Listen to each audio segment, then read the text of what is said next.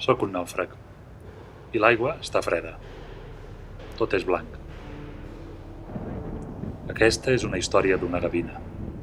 O és una cosa que vaig veure fa uns anys que li passava a una gavina. Havia quedat per sopar amb uns amics i quan vaig baixar del taxi vaig veure una gavina que atacava un colom. Primer li va picar el cap amb un cop precís. El colom va bategar les ales, però ja no es va poder enlairar perquè la gavina li va clavar el bec a l'esquena. El bec va travessar les plomes grises i li va arrencar un tros de carn. El colom mirava de fugir, però la gavina era violenta i no el deixava.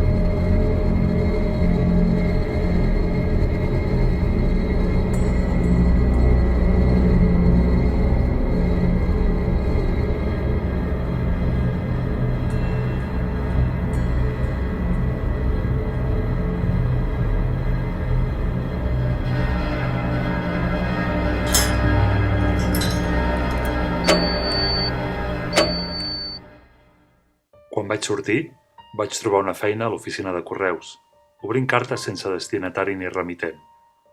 Després vaig treballar a un bufet d'advocats. Ara sóc un nàufrag. L'aigua està freda i tot és blanc. M'agradaven les curses de cotxes. Estic a punt de saltar.